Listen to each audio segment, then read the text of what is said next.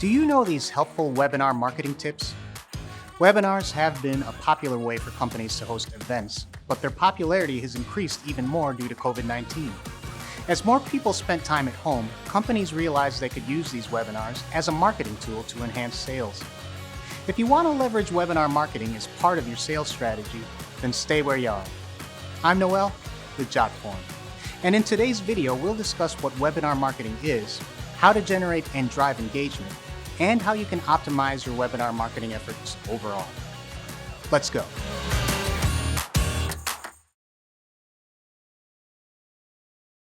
Webinar marketing is how a company can use its webinars to create brand awareness, generate leads, and increase sales.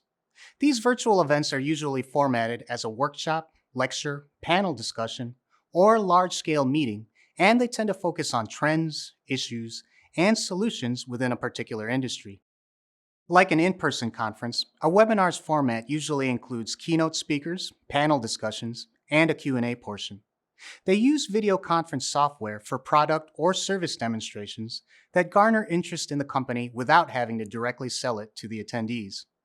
Let's dive into some great ways your company can use webinar marketing to optimize your sales efforts. Sometimes webinars don't generate the type of in-person connections, rapport, and trust with prospective customers that you're hoping for. However, there are ways to engage and influence your attendees' purchase decisions.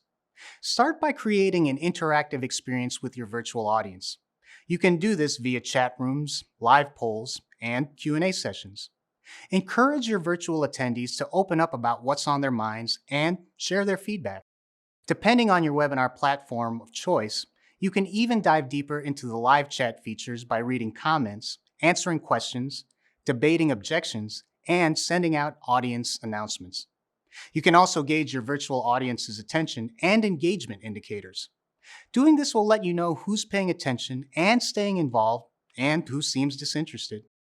One way webinars help your company's marketing efforts is through signups. There's a lot of really helpful information that you can collect when people register for your webinars. If people are signing up, they're likely interested in your product or service too. You can easily add event registration pages to your website through most webinar software companies.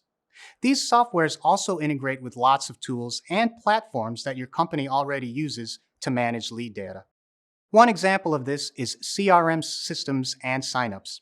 Webinar software will easily integrate your existing customer relationship management system with your registration signups. This way, you can easily create follow-up email marketing campaigns based on attendee information. Leverage those leads.